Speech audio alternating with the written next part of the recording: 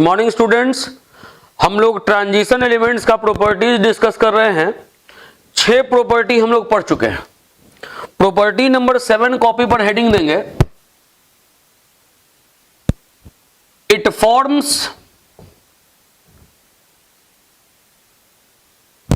Forms interstitial compound.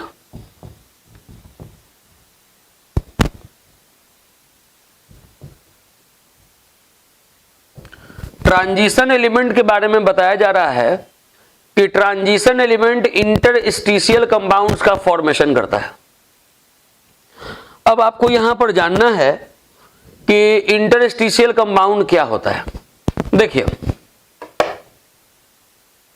Transition element metals है, metal solid होगा, solid में एटम्स क्लोजली पैक्ड होगा। पहला बात बताएं कि ट्रांजिशन एलिमेंट्स मेटल है। दूसरा बात बोले कि मेटल सॉलिड होगा। तीसरा बात बोले कि सॉलिड में एटम्स क्लोजली पैक्ड होगा। तो इस तरीके का अरेंजमेंट कुछ ट्रांजिशन एलिमेंट्स के एटम्स का होगा। ट्रांजिशन एलिमेंट्स का एटम्स आपस में क्लोजली अगर पैक्ड है तो इस तरीके का कुछ अरेंजमेंट होगा। ट्रांजिशन एलिमेंट का जो साइज है, एटॉमिक साइज, वो बहुत छोटा नहीं होता है, उसका एटॉमिक साइज बड़ा होता है। जो भी डी ब्लॉक एलिमेंट है उसका एटॉमिक साइज बड़ा होता है। तो अगर बड़ा अगर एटम अगर आपस में क्लोजली पैक्ड हुआ तो ये जो एटम के बीच में जो स्पेस आप दिख रहे हैं, ये स्पेस में छोटा एटम आराम से घुस जाएगा, जैसे कार्बन, जैसे हाइड्रोजन, जैसे नाइट्रोजन, ये सब छोटा एटम इसके अंदर आराम से फिट हो जाएगा। तो ऐसा कंपाउंड जिसमें बड़े एटम के द्वारा क्लोज पैकिंग हो और छोटा छोटा एटम जैसे कार्बन, जैसे हाइड्रोजन, जैसे नाइट्रोजन, ये इंटरस्टिशियल साइट में फिट हो जाए, तो जो कंपाउंड बनेगा उस कंपाउंड को ही इंटरस्टिशियल कंपाउंड कहते हैं। यही है इंटरस्टिशियल कंपाउंड। ये है इंटरस्टिशियल कंपाउंड। तो बोले कि जो डी ब्लॉक एलिमेंट है या जो ट्रांजिशन एलिमेंट है उसके बारे में बताएं कि ये इंटरस्टिशियल कंपाउंड्स का फॉर्मेशन करता है। तो इसमें डेफिनेशन लिखेंगे कि those compound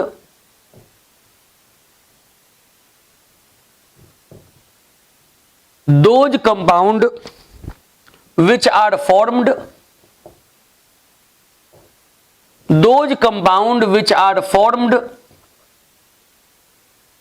when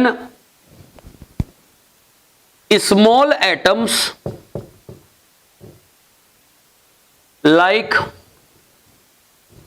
carbon, hydrogen, nitrogen, those compound which are formed when small atoms like carbon, hydrogen, nitrogen are trapped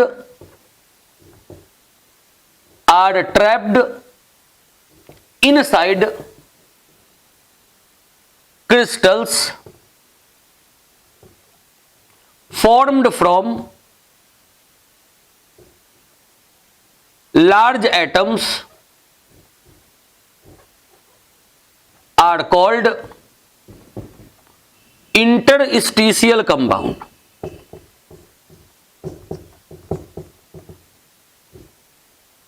बोले कि ऐसा कोई भी कंपाउंड जिसमें बड़ा एटम अगर क्रिस्टल बनाए और उसके इंटरस्टिशियल साइट में अगर छोटा एटम अगर ऑक्यूपाई कर ले, छोटा एटम अगर उसके अंदर ट्रैप्ड हो जाए, तो जो कंपाउंड का फॉर्मेशन होगा उसको इंटरस्टिशियल कंपाउंड कहेंगे। तो ट्रांजिशन एलिमेंट ऐसे कंपाउंड्स का फॉर्मेशन करता है। इसी में लिख रहे हैं कि इट इज नॉन स्टोइकियोमेट्रिक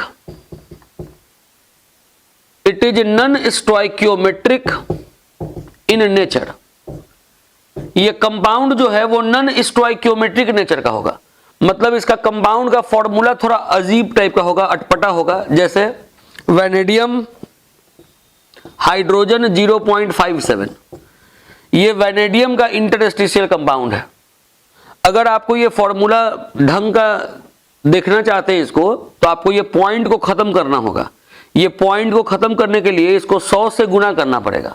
तो केवल आप इसमें तो 100 से गुना करिएगा नहीं, इसमें भी 100 से गुना करिएगा, तो वैनेडियम 100 हाइड्रोजन 57 ये हो जाएगा। तो 100 वैनेडियम के लिए 57 हाइड्रोजन, तो एक वैनेडियम के लिए 0.57 हाइड्रोजन। तो इस तरीके से फॉर्मूला लिखा जाता है। मतलब अगर 100 वैनेडियम का अगर एटम हो तो 57 हाइड्रोजन उसके बीच में इन कर जाएगा, तो वो हुआ इंटरस्टिशियल कंपाउंड। एक और एग्जांपल दे दे रहे हैं, titanium hydrogen 1.57,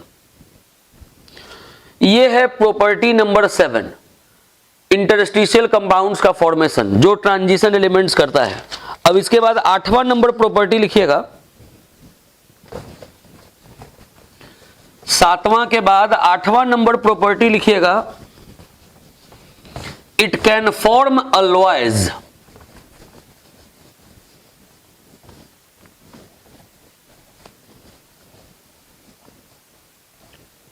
it can form alloys.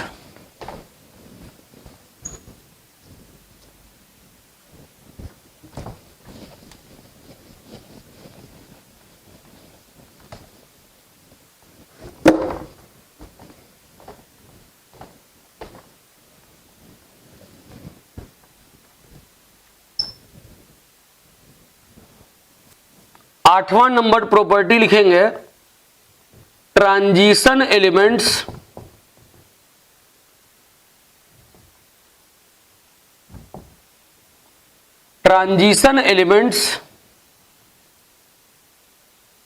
Can form alloy. Transition elements जो भी है वो एलॉय का फॉर्मेशन कर सकता है। एलॉय क्या है? तो it is homogeneous mixture, it is homogeneous mixture of two or more metals. It is a homogeneous mixture of two or more metals. For example, brass copper और जिंक के मिलने से बना है, ब्रॉन्ज कॉपर और टिन के मिलने से बना है। कुछ एलॉय में एक आक नॉन मेटल भी होता है। तो यही थोड़ा सा डेफिनेशन में हल्का बदलाव कर दे रहे हैं। It is homogeneous mixture of two और मोर मेटल्स और अ नॉन मेटल।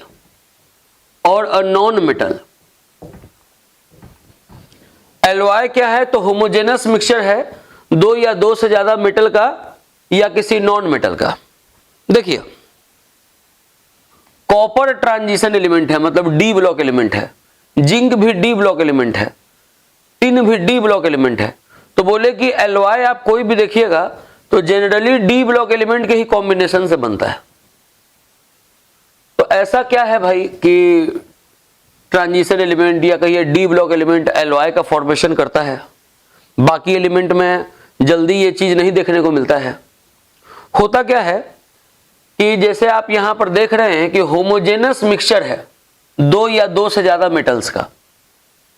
अब कोई क्लासरूम हो, क्लासरूम अगर 12 का क्लासरूम है तो कोई भी टीचर आएगा ना, तो पढ़ाने के लिए अगर बहुत सारे बच्चे बैठे हुए हैं तो उसको अटपटा नहीं लगेगा, मतलब सारा बच्चा एक शेप साइज का दिखेगा लगभग, क्योंकि सब 12 का है। अब अगर उसमें मिक्सचर होता है कि 12 का है, दो चार पीछे नर्सरी का बच्चा भी बिठा लिया गया है, फिर दो चार क्लास 3-4 का भी बच्चा बिठा लिया गया है, तो फिर देखने में थोड़ा कंपोजिशन ही अजीब लगता। तो ट्रांजिशन एलिमेंट्स में या डी ब्लॉक एलिमेंट्स में एटॉमिक साइज बहुत ज्यादा का डिफरेंस नहीं होता है एक दूसरे से, मतलब एटॉमिक साइज बहुत ज्यादा डिफरेंट नहीं होता है एटम्स का। जैसे कॉपर का टिन का, कॉपर का जिंक का एटॉमिक साइज बहुत ज्यादा डिफरेंट नहीं होता है, 5% ही आगे पीछे होता है, 5% ज्यादा हो या 5% कम हो, 5% के रेंज में होता है। क्योंकि पी ब्लॉक में एटॉमिक साइज बहुत ज्यादा बढ़ता है या घटता है, लेकिन डी ब्लॉक में अगर आप आगे बढ़ रहे हैं तो एटॉमिक साइज में बहुत ज्यादा का फेरबदल नहीं होता है। तो होता क्या है कि एक एटम को दूसरा एटम आसानी से रिप्लेस कर देता है और कंपोजिशन बना लेता है। अगर कोई बहुत छोटा छोटा एटम है, कोई बहुत बड़ा बड़ा एटम है, दोनों को अगर मिला के होमोजेनस मिक्सचर बनाना है तो वो जल्दी आराम से होमोजेनस मिक्सचर नहीं बनेगा। लेकिन अगर एक सेम साइज वाला अगर एटम है, अगर दोनों को अगर आप मिलाना चाहिएगा तो आसानी से मिल जाएगा, क्योंकि एटॉमिक साइज बहुत ज्यादा से डिफर नहीं है, 5% से ही फेरबदल है, मतलब आगे पीछे है। कोई 5% के रेंज में ही कम है, कोई 5% के रेंज में ही ज्यादा है, तो मिलाना बहुत आसान होता है। एटम्स को मिलाना, अलॉय बनाना बहुत आसान होता है, इसीलिए डी ब्लॉक एलिमेंट ही दिखता है अलॉय में। तो लिखेंगे इसमें एक लाइन कि alloy is a kind of solid solution. Alloy is a kind of solid solution, जिसमें सॉल्यूट भी सॉलिड और सॉल्वेंट भी सॉलिड। सॉल्यूट आप जानते होंगे कि उसको कहते हैं जिसका अमाउंट कम हो, और सॉल्वेंट उसको कहते हैं जिसका अमाउंट ज्यादा हो। तो इसमें जो कम होगा वो सॉल्यूट हो जाएगा, जो ज्यादा होगा वो सॉल्वेंट हो जाएगा। तो अलॉय एक प्रकार का सॉलिड सॉल्यूशन है। फिर लिख रहे हैं ट्रांजिशन एलिमेंट्स के बारे में कि these elements have nearly same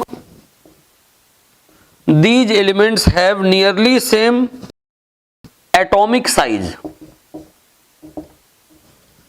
These elements have nearly same atomic size, due to which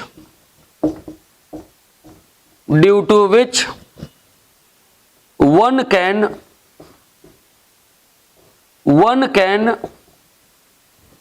easily replace other. Due to which one can easily replace other and can form solid solution. ये जो बात आपको समझाएं वही बात यहां पर दिया हुआ है, वही बात यहां पर लिख दिए हैं कि ट्रांजिशन एलिमेंट्स जो है वो एटॉमिक साइज में बहुत ज़्यादा का अंतर नहीं होता है ट्रांजिशन एलिमेंट्स में, इसलिए एक दूसरे को आसानी से रिप्लेस कर सकता है और रिप्लेस करने के बाद होमोजेनस मिक्सचर एलॉय बना सकता है।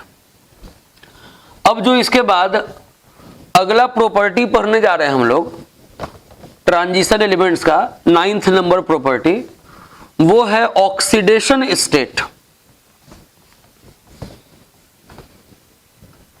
कॉपी पे लिखेंगे ऑक्सीडेशन स्टेट।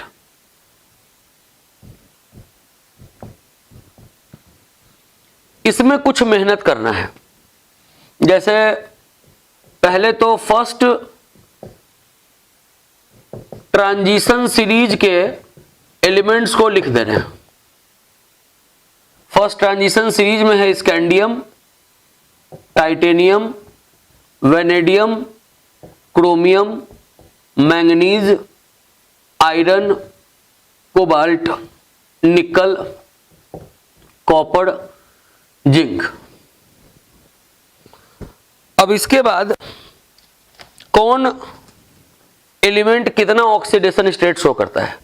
जैसे स्कैंडियम शो करता है +3 ऑक्सीडेशन स्टेट, टाइटेनियम शो करता है +2, +3, +4, वेनेडियम शो करता है +2, +3, +4,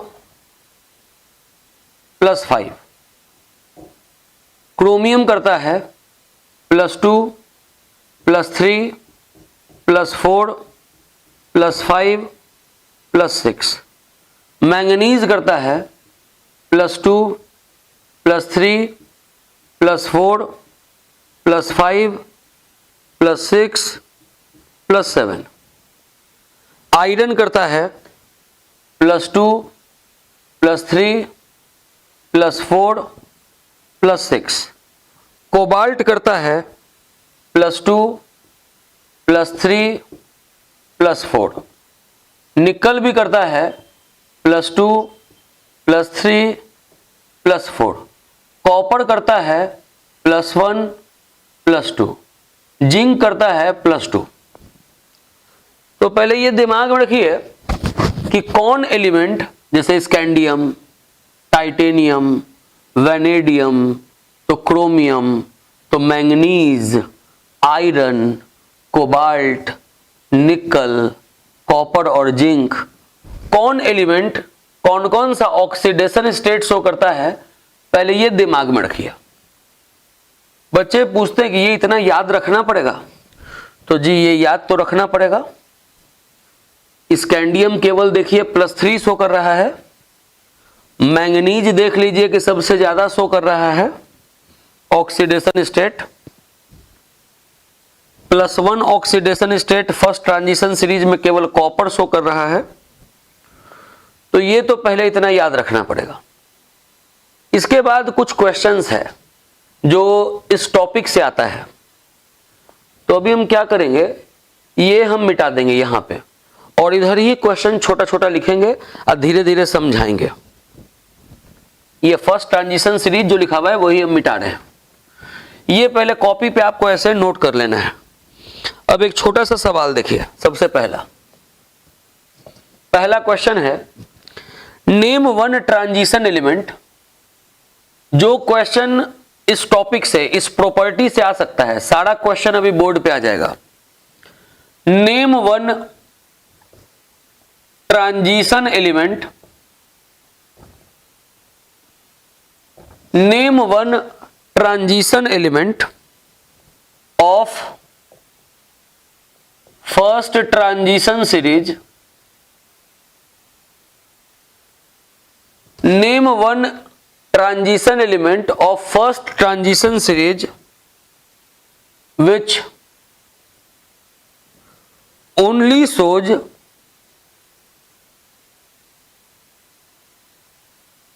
one oxidation state। क्वेश्चन है कि फर्स्ट ट्रांजिशन सीरीज में ऐसा कौन सा एलिमेंट है जो केवल एक ही ऑक्सीडेशन स्टेट शो कर रहा है।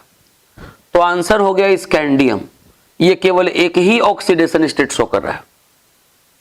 अब कोई बोलेगा जिंक भी तो है, तो ये तो पढ़ाने ही समय बता दिए हैं कि जिंक ट्रांजिशन एलिमेंट ही नहीं है। Zinc is not a transition element, क्योंकि ना तो इसमें अनपेयर्ड डी इलेक्ट्रॉन है ग्राउंड स्टेट में, और ना तो इसके किसी ऑक्सीडेशन स्टेट में, तो ये तो ट्रांजिशन एलिमेंट ही नहीं है। तो जिंक का तो बात ही नहीं कीजिए। स्कैंडियम वो एलिमेंट है जिसमें केवल एक ही ऑक्सीडेशन स्टेट ये शो करता है। तो इसका आंसर हो गया स्कैंडियम। ये पहला जरूरी सवाल हो गया। दूसरा सवाल, right outer electronic configuration, right outer electronic configuration of D block elements.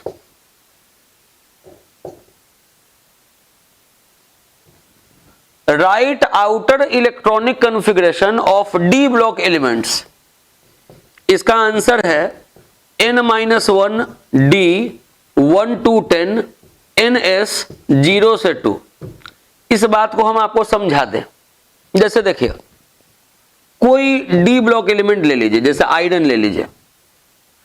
तो आयरन का जब आप कॉन्फ़िगरेशन कीजिएगा तो लिखिएगा 1s2 2s2 2p6 3s2 3p6 4s2 3d6। यहां पर ये जो n लिखा हुआ है, n का मतलब होता है लास्ट ऑर्बिट, और ये जो n-1 लिखा हुआ है लास्ट ऑर्बिट से एक पहले, जिसको बोलेंगे पेनल्टीमेट सेल। Penultimate shell. तो क्या लिखा हुआ है कि लास्ट ऑर्बिट से एक ऑर्बिट कम के डी में, जैसे अगर इसमें देखिए तो लास्ट ऑर्बिट 4 है, चौथे से एक ऑर्बिट कम के डी में, लास्ट ऑर्बिट से एक ऑर्बिट कम के डी में, लिखा हुआ है कि 1 से 10 के बीच में इलेक्ट्रॉन होगा, तो यहां देखिए 6 इलेक्ट्रॉन है। ये बोले कि 1 से 10 के बीच में इलेक्ट्रॉन होगा, लास्ट ऑर्बिट से एक ऑर्बिट कम के डी में। अगर लास्ट ऑर्बिट 4 है तो 4 से एक ऑर्बिट कम 3, 3 के डी में 1 से 10 के बीच में इलेक्ट्रॉन होगा, तो यहां लिखा हुआ है 6। उसके बाद लास्ट के एस में, लास्ट ऑर्बिट के एस में, लास्ट ऑर्बिट का एस है 4, लास्ट ऑर्बिट के एस में 0 से 2 के बीच में इलेक्ट्रॉन होगा, तो देखिए है 2 इलेक्ट्रॉन। तो ये हो गया आउटर इलेक्ट्रॉनिक कॉन्फ़िगरेशन। अगला क्वेश्चन लिख रहे हैं, question number 3। Name one transition element, name one transition element which frequently shows +1 oxidation state. Name one transition element which frequently shows +1 oxidation state. ऐसा कौन सा ट्रांजिशन एलिमेंट है जो +1 ऑक्सीडेशन स्टेट भी शो कर रहा है? तो कॉपर देख लीजिए, कॉपर +1 ऑक्सीडेशन स्टेट शो करता है। तो ये अभी 3 क्वेश्चन करवाए, अभी और भी क्वेश्चन करवा रहे हैं, इसको नोट बदले मिटा दे। ऑक्सीडेशन स्टेट से जो भी क्वेश्चन आ सकता है वो आपको बता दे रहे हैं। सारा क्वेश्चंस पे कमांड रखिएगा, एग्जाम में दिक्कत नहीं होगा।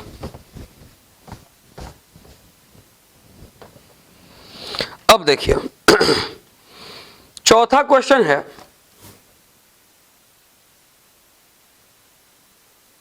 Name one transition element, name one transition element of first transition series, name one transition element of first transition series which shows maximum oxidation state. First transition series यही है, इसमें से कौन सा ऐसा एलिमेंट है जो सबसे ज्यादा ऑक्सीडेशन स्टेट शो कर रहा है? तो कौन सा एलिमेंट है? मैंगनीज। तो इसका आंसर हो गया मैंगनीज, एमएन। अगला क्वेश्चन लिखेंगे, question number 5। Why transition elements, why transition elements shows large number of oxidation state. Transition elements large number of oxidation state क्यों शो करता है? देखिए ऐसे जनरली क्या होता है कि कोई एलिमेंट का जो लास्ट ऑर्बिट है, कोई एलिमेंट का जो लास्ट ऑर्बिट है उसी का इलेक्ट्रॉन केवल बॉन्ड बनाने में पार्टिसिपेट करता है।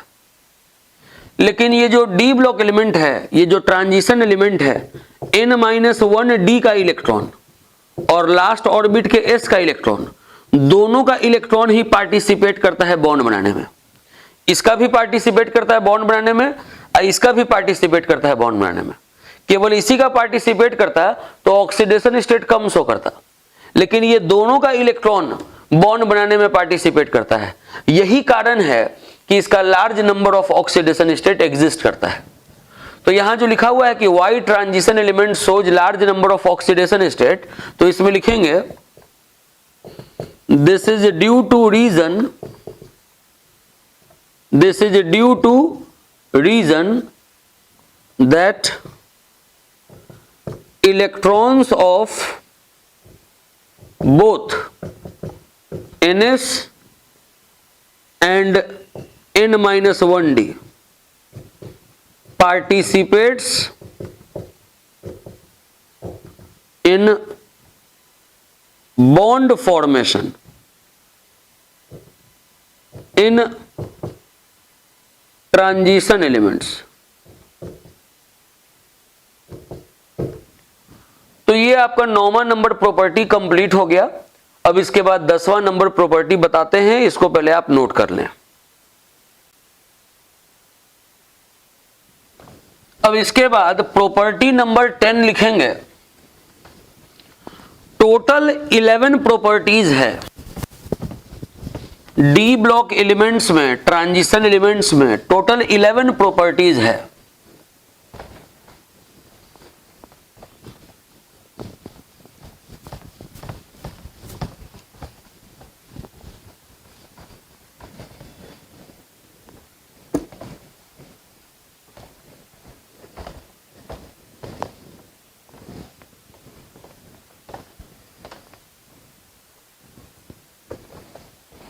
चलिए प्रॉपर्टी नंबर 10 लिखेंगे।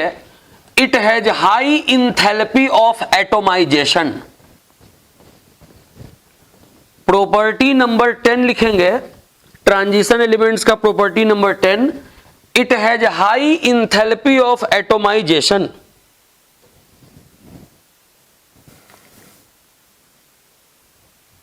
It has high enthalpy of atomization।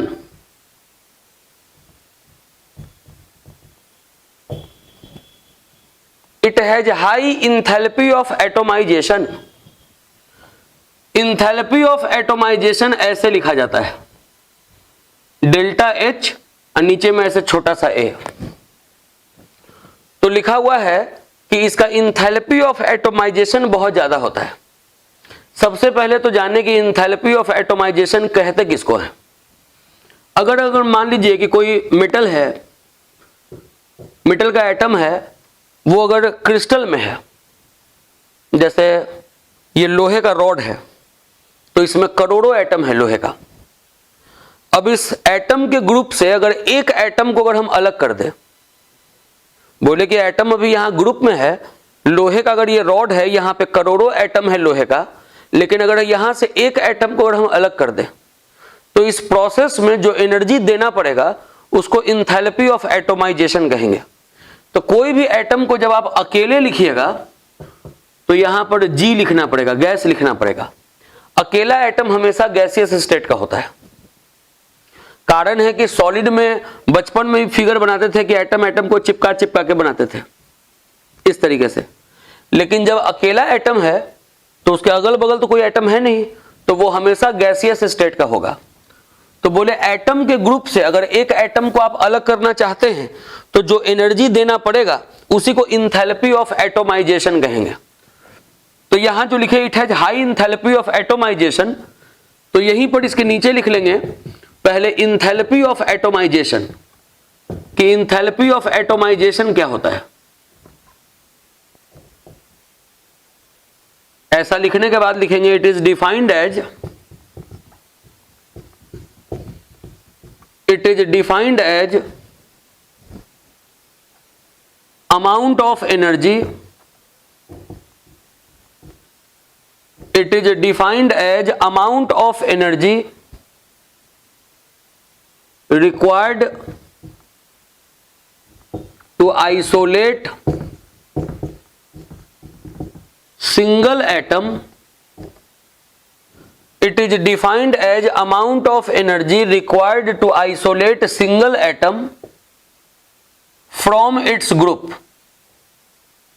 Atom को अगर उसके ग्रुप से अलग करना है, यह एटम का ग्रुप है, एटम का लैटिस है, इसमें से अगर एक एटम को अगर अलग करना है तो उस प्रोसेस में जो एनर्जी देना पड़ेगा उस एनर्जी को इंथैल्पी ऑफ एटोमाइजेशन कहेंगे। जी, इस प्रोसेस में जो एनर्जी देना पड़ेगा, इसीलिए डेल्टा H का साइन पॉजिटिव लिख रहे हैं। एनर्जी रिलीज होता तो निगेटिव लिखते हैं। तो यहां इस प्रोसेस में जो एनर्जी देना पड़ेगा उसको इंथैल्पी ऑफ एटोमाइजेशन कहेंगे। तो कह रहा है कि ट्रांजिशन एलिमेंट्स में इंथैल्पी ऑफ एटोमाइजेशन बहुत हाई होता है। अब जैसे सोडियम है, सोडियम अगर होता, सोडियम से अगर हमको एक सोडियम अगर बाहर निकालना होता तो एनर्जी कम देना पड़ता, लेकिन अगर आयरन है, आयरन से अगर एक आयरन के एटम को अगर बाहर निकालना होगा तो एनर्जी ज्यादा देना पड़ेगा। कारण है कि जो भी ट्रांजिशन एलिमेंट्स है उसमें अनपेयर्ड इलेक्ट्रॉन्स ज्यादा होता है। जैसे अगर ये ट्रांजिशन एलिमेंट है, इसमें अनपेयर्ड इलेक्ट्रॉन ज्यादा है। अब ये बगल वाले एटम में भी है, क्योंकि इसके बगल में भी कोई ट्रांजिशन एलिमेंट है, उसके बगल में भी ट्रांजिशन एलिमेंट है, इसके ऊपर भी, इधर भी, इसके नीचे भी। तो जब इन सबों में अगल बगल जितना भी एटम है सब में अगर अनपेयर्ड इलेक्ट्रॉन अगर ज्यादा होगा, बगल वाले में भी, आगे भी, बगल में भी, इधर पीछे भी, ऊपर भी, नीचे भी, तो ये अनपेयर्ड इलेक्ट्रॉन आपस में स्ट्रॉन्ग इंटरेक्शन क्रिएट करेगा, स्ट्रॉन्ग बॉन्डिंग क्रिएट करेगा, जिससे कि आपको वहां से अगर एटम को बाहर निकालना है तो ज्यादा एनर्जी देना पड़ेगा। कारण है इसका नंबर ऑफ अनपेयर्ड इलेक्ट्रॉन्स का ज्यादा होना। अगर नंबर ऑफ अनपेयर्ड इलेक्ट्रॉन्स ज्यादा होएगा किसी एटम में तो वो बगल वाले एटम से, अगल बगल वाले एटम से इंटरेक्शन भी स्ट्रॉन्ग क्रिएट करेगा, और उस स्ट्रॉन्ग इंटरेक्शन को खत्म करते हुए अगर आप किसी एटम को बाहर रिमूव करना चाहिएगा तो उस प्रोसेस में आपको ज्यादा एनर्जी देना पड़ेगा। तो यही बात यहां पे रीजन में लिखाएगा कि transition elements have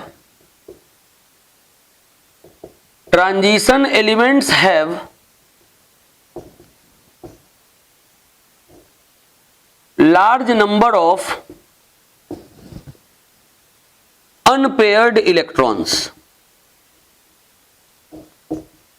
Transition elements have large number of unpaired electrons.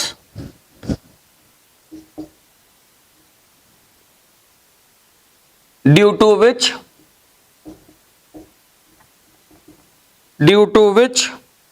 it has strong interaction. Transition elements have large number of unpaired electrons due to which it has strong interaction and bonding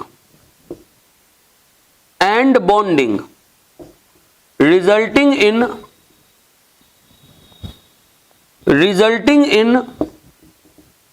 high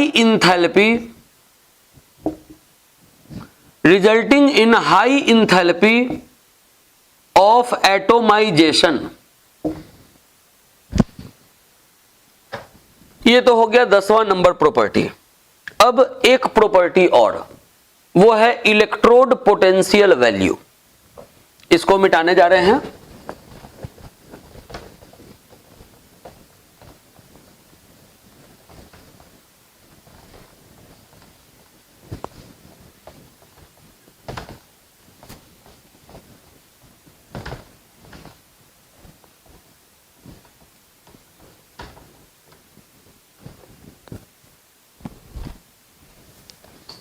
आखिरी number property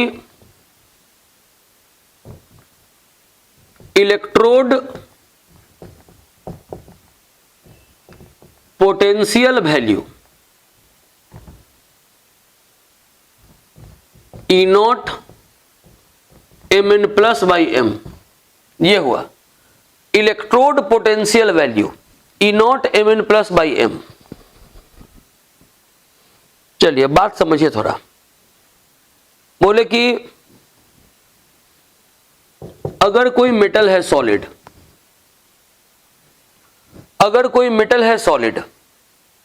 और उसको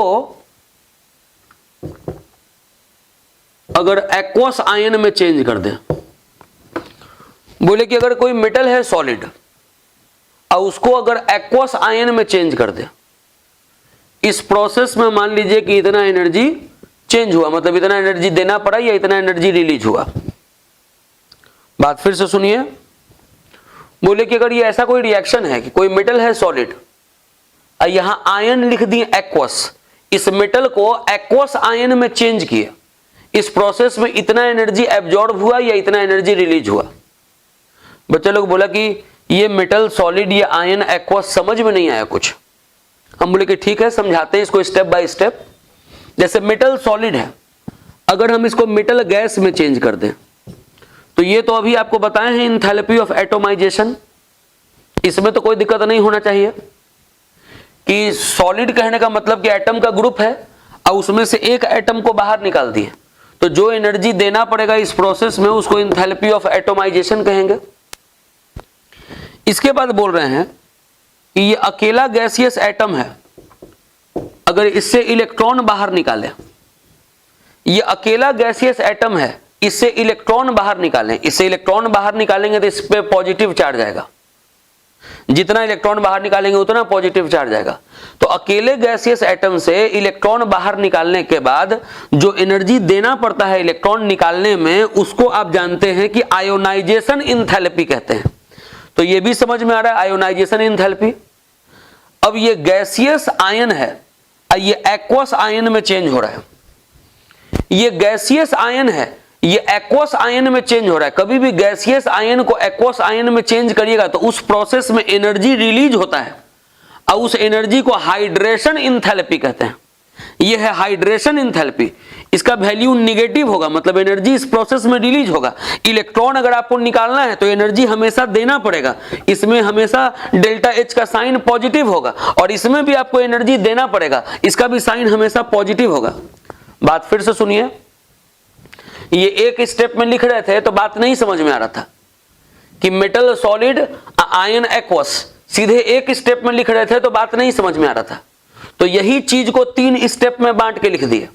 पहले लिख दिए कि metal solid से metal gas कि group से एक एटम को अलग किए, मेटल के ग्रुप से अगर एक एटम को अलग किए तो यहां जो एनर्जी देना पड़ा उसको एंथैल्पी ऑफ एटोमाइजेशन। अब इस अकेले एटम से इलेक्ट्रॉन बाहर निकाले तो यहां जो एनर्जी देना पड़ा उसको आयोनाइजेशन एंथैल्पी। अब ये गैसियस आयन जब एक्वस आयन में चेंज होगा तो उस प्रोसेस में एनर्जी रिलीज होगा, इसको बोलेंगे हाइड्रेशन एंथैल्पी। केमिस्ट्री में 11th में थर्मोडायनेमिक्स चैप्टर पढ़ना है और उसमें एक लॉ पढ़ना है, हेस लॉ। उसमें एक लॉ पढ़ना है, हेस लॉ। ये लॉ कहता है कि whether a reaction takes place in one step और in number of step, enthalpy change will be same. कोई रिएक्शन या तो एक स्टेप में हो या तो एक से ज्यादा स्टेप में हो, एंथैल्पी चेंज सेम होगा। मतलब अगर ये रिएक्शन एक स्टेप में हो रहा है तो इसका एंथैल्पी चेंज है ये डेल्टा एच, और यही रिएक्शन एक से ज्यादा स्टेप में हो रहा है तो इसका एंथैल्पी चेंज है enthalpy of atomisation plus ionisation enthalpy plus hydration enthalpy. तो इन तीनों एनर्जी का जोड़ और ये वाला एनर्जी सेम होगा। तो एंथैल्पी चेंज अगर कोई रिएक्शन एक स्टेप में हो रहा है या कोई रिएक्शन एक से ज्यादा स्टेप में हो रहा है तो एंथैल्पी चेंज सेम होता है। एंथैल्पी ऑफ एटोमाइजेशन का वैल्यू हम हमेशा बताएं कि पॉजिटिव होगा, मतलब एनर्जी देना पड़ेगा। इसमें भी बताएं कि वैल्यू पॉजिटिव होगा, एनर्जी देना पड़ेगा, और इसमें बताएं कि एनर्जी रिलीज होगा हमेशा, डेल्टा एच निगेटिव होगा। अब एक बात जानिएगा कि इसी को E naught M N plus by M कहते हैं। इसी को अगर आप सॉलिड को एक्वस आयन में चेंज कर रहे हैं, ये जो एंथैल्पी चेंज है यही इलेक्ट्रोड पोटेंशियल वैल्यू कहलाएगा या स्टैंडर्ड रिडक्शन पोटेंशियल वैल्यू कहलाएगा, जिसका वैल्यू इन 3 चीजों पर डिपेंड करता है, enthalpy of atomisation, ionization enthalpy, hydration enthalpy, इन 3 चीजों पर डिपेंड करता है। इसका वैल्यू बता दिए कि हमेशा निगेटिव है, इसका वैल्यू बता दिए कि हमेशा पॉजिटिव है, और इसका भी वैल्यू पॉजिटिव है। लेकिन इसको भी यहां इसलिए नहीं लिखे कि एलिमेंट आयरन हो, एलिमेंट मैंगनीज हो, एलिमेंट निकल हो, एलिमेंट कॉपर हो, एलिमेंट स्कैंडियम हो, सबका आयोनाइजेशन जो एनर्जी है, आयोनाइजेशन एंथैल्पी है, सबका लगभग सेम होता है, लगभग, क्योंकि एटॉमिक साइज बहुत ज्यादा से डिफरेंट नहीं है डी ब्लॉक एलिमेंट्स का। आपको बताए थे कि एलवाई फॉर्मेशन वो इसीलिए करता है, एटॉमिक साइज बहुत ज्यादा से डिफरेंट नहीं है, तो इसलिए आयोनाइजेशन एंथैल्पी का जो वैल्यू है वो भी बहुत ज्यादा से डिफरेंट नहीं है सबका। लेकिन एंथैल्पी ऑफ एटोमाइजेशन का वैल्यू, हाइड्रेशन एंथैल्पी का वैल्यू सबका अलग अलग है। तो इसमें जो वैल्यू इसका निगेटिव होगा, इसका पॉजिटिव होगा, ये चीज आपको दिमाग में रखना है। ये इसलिए बता रहे हैं, मेरा बात सुनिएगा, ये इसलिए बता रहे हैं कि ऐसे क्वेश्चन आएगा कि कॉपर इलेक्ट्रोड है, कॉपर इलेक्ट्रोड, इसका स्टैंडर्ड रिडक्शन पोटेंशियल का वैल्यू पॉजिटिव होता है प्लस 0.34 वोल्ट। वाई, ऐसे पूछ देगा कि why the value of standard reduction potential of copper electrode is positive. तो आपको ऐसा क्वेश्चन बनाने में एकदम हंसी आएगा, मेरे ट्रिक के कारण हम ऐसा ट्रिक बता रहे हैं कि जिससे आपको हंसी आएगा। दिमाग में रखना है कि इसका वैल्यू इन तीन चीजों पर डिपेंड करता है।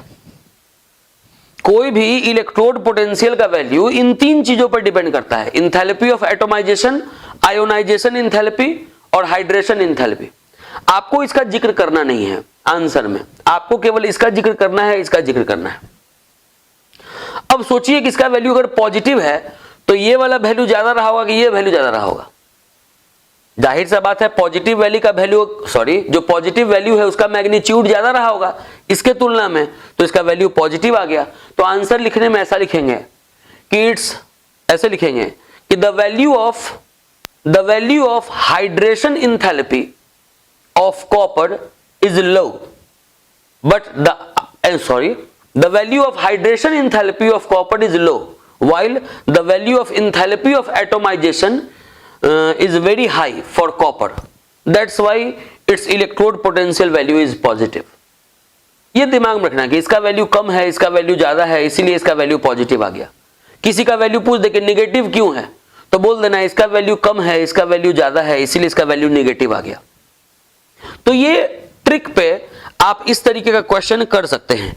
तो पहले ये जहां तक लिखा हुआ है उसको नोट कर लीजिए, उसके बाद आपको हम एक क्वेश्चन दे रहे हैं, हम इसको भी मिटा रहे हैं। ये भी बता दिए कि जो इलेक्ट्रोड पोटेंशियल वैल्यू है वो इन तीन चीजों पर डिपेंड करेगा, इसका वैल्यू हमेशा पॉजिटिव, इसका वैल्यू हमेशा पॉजिटिव, इसका वैल्यू हमेशा निगेटिव।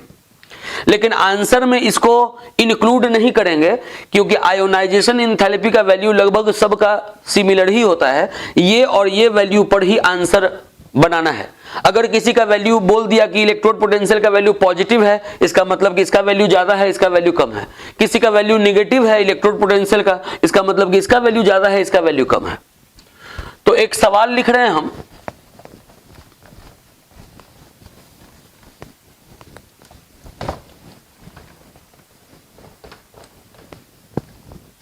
क्वेश्चन है give reason,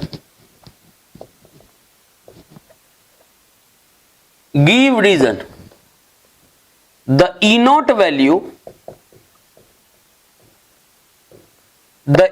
value of copper electrode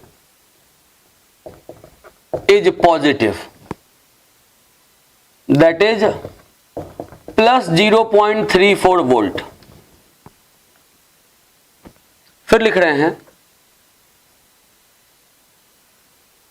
note करके, copper is the only metal in first transition series, copper is the only metal in a first transition series which have positive E naught value। ये इस तरीके से question अगर मान लीजिए दे दिया कि आप कारण बताइए कि कॉपर इलेक्ट्रोड का स्टैंडर्ड रिडक्शन पोटेंशियल का वैल्यू पॉजिटिव क्यों है, और कॉपर ही एकमात्र एलिमेंट है फर्स्ट ट्रांजिशन सीरीज का जिसका इलेक्ट्रोड पोटेंशियल का वैल्यू पॉजिटिव होता है। तो आंसर लिखने वक्त ऐसे लिखेंगे कि E naught Mn plus by M is equals to enthalpy of atomisation plus ionisation enthalpy plus hydration enthalpy. उसके बाद फिर लिखेंगे the enthalpy of atomisation, the enthalpy of atomization is very high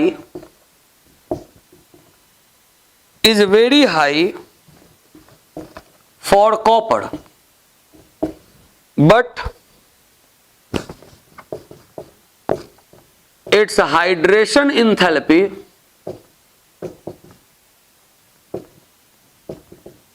is very low। दिमाग में रखना है कि value positive कब होगा, जब ये प्लस वाला ज्यादा होगा, ये माइनस वाला कम होगा। तो इसका वैल्यू बहुत ज्यादा है, इसका वैल्यू बहुत कम है, ये लिख दिया गया। फिर लिखना है the high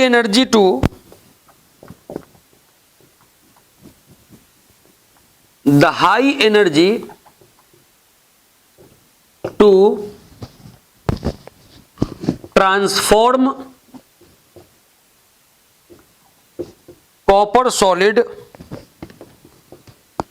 to Cu+2 aqueous is not balanced by hydration enthalpy। Thus for this conversion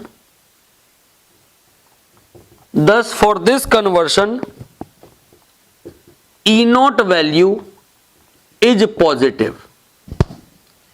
ये हो गया इलेक्ट्रोड पोटेंशियल वाला बात। इलेक्ट्रोड पोटेंशियल से किस तरीके से क्वेश्चन आएगा, सारा प्रॉपर्टीज खत्म। अब थोड़ा सा हम लोग को एफ ब्लॉक एलिमेंट्स के बारे में जानकारी लेना है। तो इसके बाद अब कॉपी पर हेडिंग दे देंगे एफ ब्लॉक एलिमेंट्स।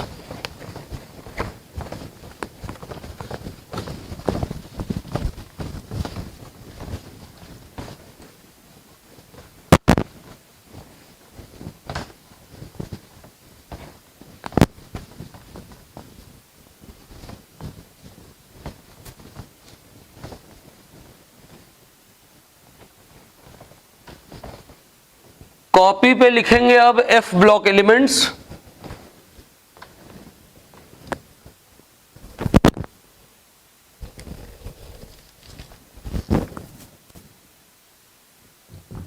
एफ छोटा से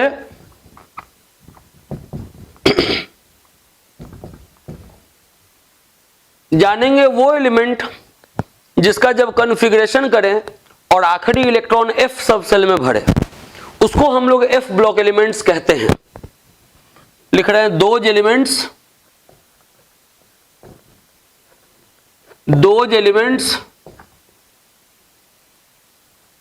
whose last electron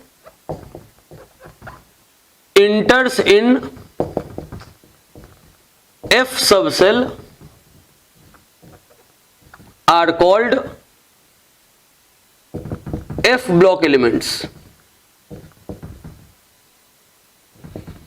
बोले कि वो एलिमेंट जिसका लास्ट इलेक्ट्रॉन एफ सबसेल में भरे उसको एफ ब्लॉक एलिमेंट्स कहते हैं। एग्जाम्पल लिख देंगे थोरियम एटॉमिक नंबर 90। अब कॉन्फ़िगरेशन करने का जरूरत नहीं है। फिर लिख देंगे it is 28 in number. Total कितना है तो 28। कहां पे होता है पीरियोडिक टेबल में, तो it is present in the bottom of periodic table. ये पीरियोडिक टेबल के बॉटम में है, पीरियोडिक टेबल के नीचे। फिगर बनाए थे इसके पहले वाले लेक्चर में। It is present in the bottom of periodic table in the form of 2 series, 2 series के रूप में है।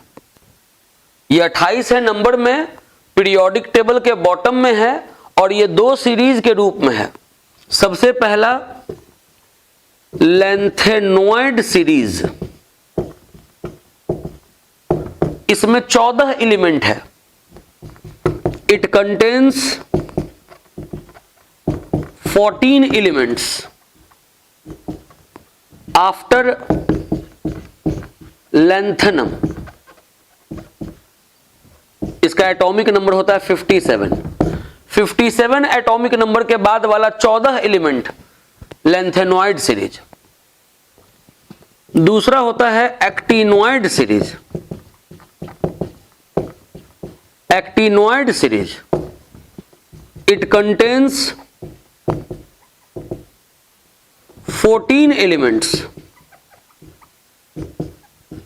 after actinium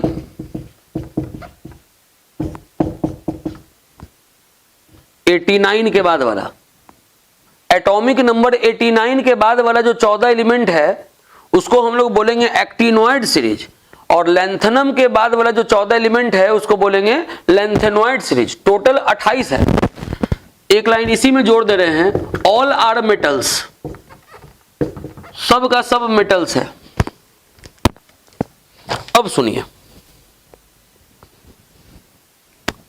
कॉपी पे अब हेडिंग दे देना है, कॉपी पे हेडिंग दे देना है लेंथेनोइड सीरीज,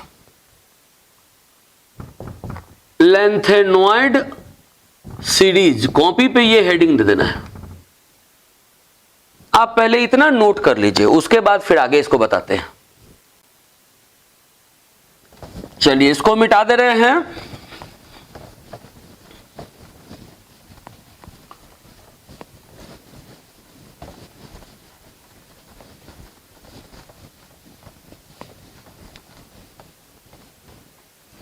लेंथेनोइड सीरीज में सबसे पहला लाइन लिखेंगे कि it contains 14 elements, it contains 14 elements. Lanthanoid series में टोटल एलिमेंट कितना है? तो 14। ये दिमाग में रखेंगे कि from atomic number 58 to 71 14 element है। All are silvery white metals. जितना भी लेंथेनोइड सीरीज का एलिमेंट्स है सब का सब सिल्वरी व्हाइट एलिमेंट्स है। फिर लिखेंगे देयर हार्डनेस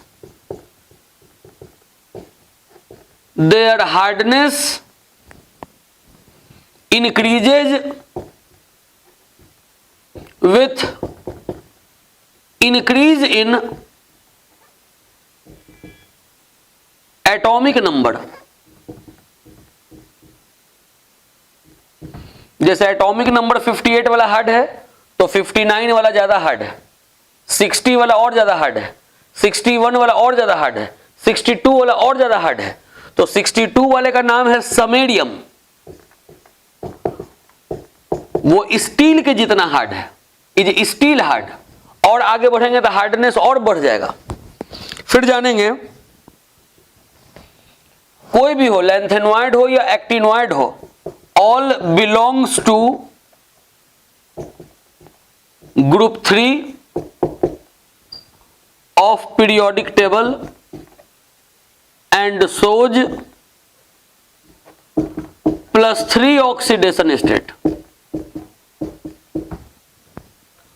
कोई भी हो, मतलब लेंथेनोइड का कोई भी एलिमेंट वो आपका ग्रुप 3 का है, ग्रुप 3 का एलिमेंट है और +3 ऑक्सीडेशन स्टेट शो करता है। जैसे अगर मान लीजिए कोई लेंथेनोइड है, आप इस लेंथेनोइड को एसिड में अगर डाल दीजिएगा,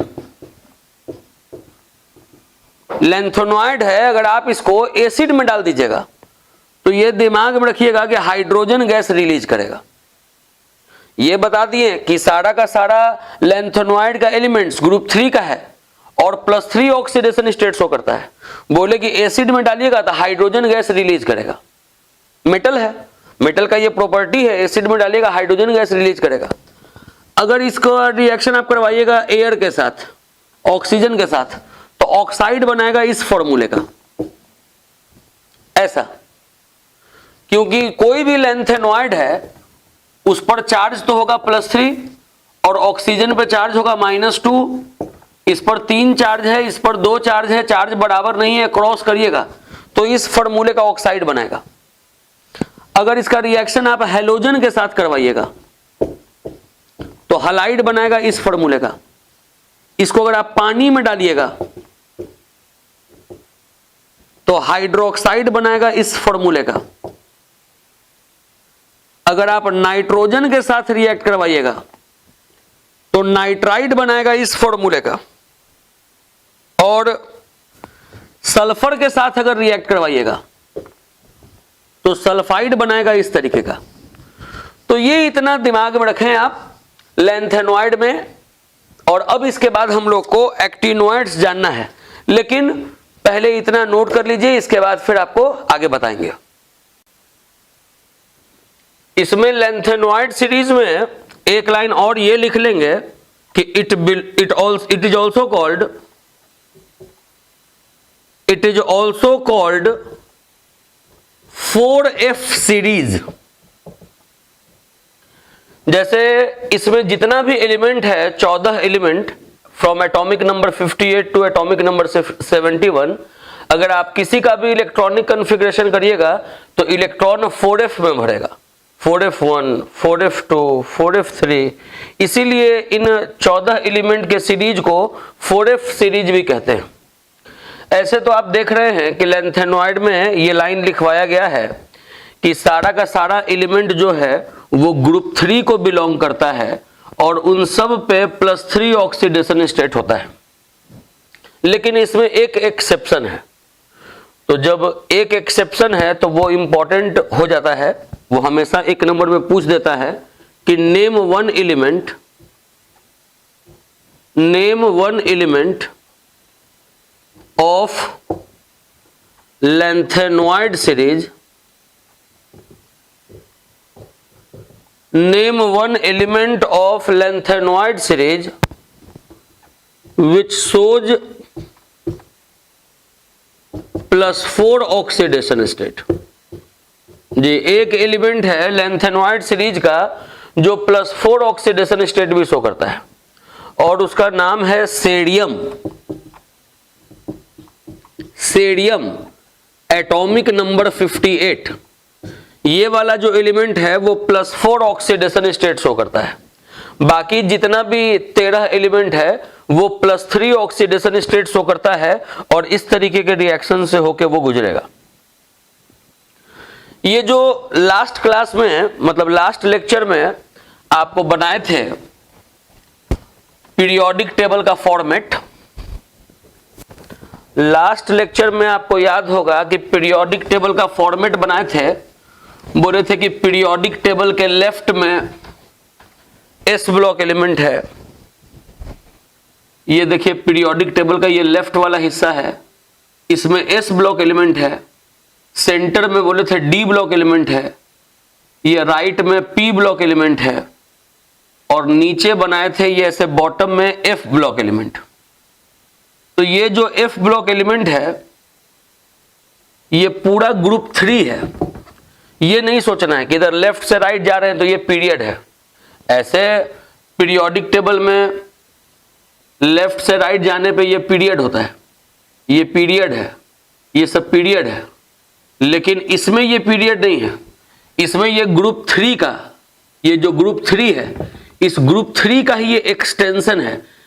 लैंथेनम के बाद और यहाँ एक्टिनियम के बाद ये सब ग्रुप 3 ही है, ग्रुप 3 का एक्सटेंशन है। अगर यहाँ लेफ्ट टू राइट अगर मूव कर रहे हैं तो ये पीरियड में मूव नहीं कर रहे हैं, ग्रुप में मूव कर रहे हैं। तो एक बात और लिखिएगा नोट करके कि when we move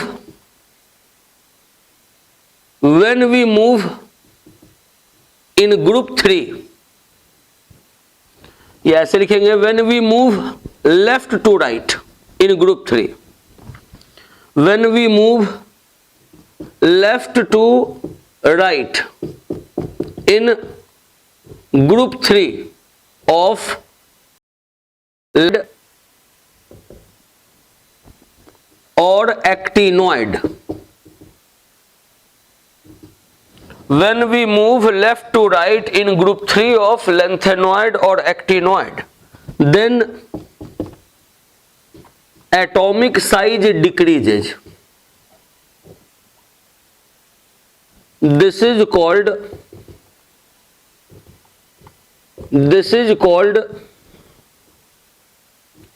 lanthanoid contraction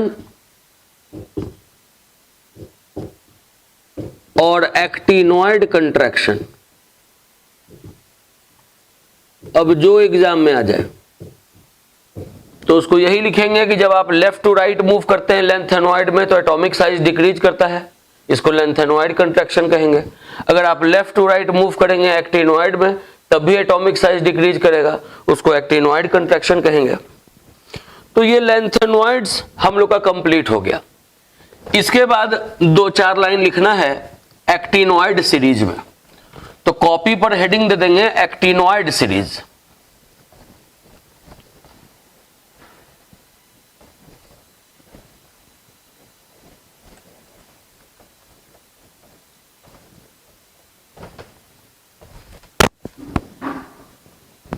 actinoid series में भी 14 एलिमेंट्स है आफ्टर एक्टिनियम, और इसमें एटॉमिक नंबर 90 से एटॉमिक नंबर 103 का एलिमेंट्स होता है।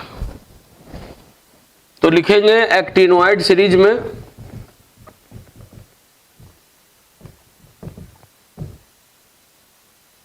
It contains 14 elements from atomic number 90 to atomic number 103, क्योंकि 89 एटॉमिक नंबर है एक्टिनियम का, और एक्टिनियम के बाद का ये 14 एलिमेंट है जो कि लेंथेनॉइड के नीचे प्रेजेंट होता है। इसमें लिख देंगे it is also called 5F series. It is also called 5F series, मतलब किसी भी एलिमेंट का अगर आप कॉन्फ़िगरेशन करेंगे, जैसे इसमें थोरियम है, यूरेनियम है, नेपच्यूनियम है, प्लूटोनियम है, अमेरिशियम है, किसी का भी अगर आप इलेक्ट्रॉनिक कॉन्फ़िगरेशन करेंगे तो जो इलेक्ट्रॉन है वो 5F में भरेगा, 5F1, 5F2 इस तरीके से। तो इसीलिए इसको 5F सीरीज कह रहे हैं। फिर लिख रहे हैं कि all properties are similar to lanthanoids, इसीलिए इसमें प्रॉपर्टीज का बात नहीं करना है। वैसा ही है कि इसमें एसिड डालेंगे तो हाइड्रोजन गैस रिलीज होगा, ऑक्सीजन के साथ कंबाइन करेगा तो इस तरीके का फॉर्मूला वाला ऑक्साइड बनाएगा, हेलोजन के साथ कंबाइन करेगा तो ऐसा फॉर्मूला वाला हलाइड बनाएगा, वाटर के साथ रिएक्ट करेगा तो ऐसा फॉर्मूला वाला हाइड्रोक्साइड बनाएगा, नाइट्रोजन के साथ रिएक्ट करेगा तो ऐसा फॉर्मूला वाला नाइट्राइड बनाएगा, सल्फर के साथ रिएक्ट करेगा तो ऐसा फॉर्मूला वाला सल्फाइड बनाएगा। सारा प्रॉपर्टीज वैसा ही है। फिर लिख देंगे कि all elements of actinoid series are radioactive. जो भी एक्टिनॉइड सीरीज का एलिमेंट्स है वो सब रेडियो एक्टिव है, मतलब उसका न्यूक्लियस अनस्टेबल है, उसके अंदर से रेडिएशंस बाहर निकलेगा, alpha particle, beta particle, gamma rays, ये सब बाहर निकलेगा, उसका न्यूक्लियस अनस्टेबल है। तो वो ये भी पॉइंट इंपॉर्टेंट है। इसमें एक छोटा सा डेफिनेशन ये आता है एक्टिनॉइड सीरीज में कि what are transuranic elements. जैसे uranium first discovered radioactive element है, तो उसके बाद के एलिमेंट को, वैसा कोई भी एलिमेंट जिसका एटॉमिक नंबर यूरेनियम से ज्यादा है उसको हम लोग ट्रांस यूरेनिक एलिमेंट्स भी कहते हैं। तो ऐसा क्वेश्चन आता है what are transuranic elements, तो इसमें आंसर ये लिखेंगे दोज एलिमेंट्स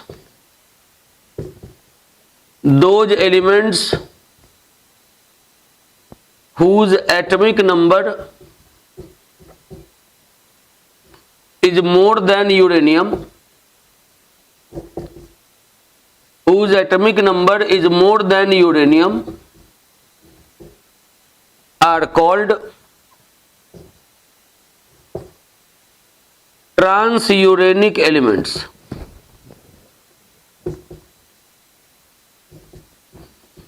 एग्जाम्पल लिख देंगे neptunium atomic number 93, plutonium atomic number 94, americium atomic number 95,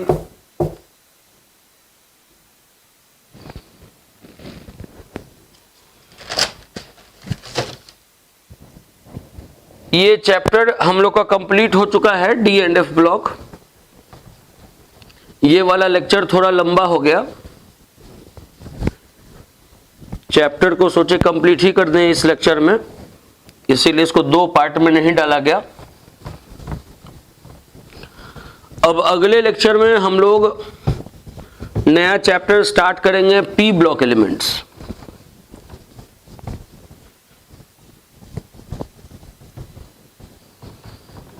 चलिए ठीक है, इनफ फॉर द डे।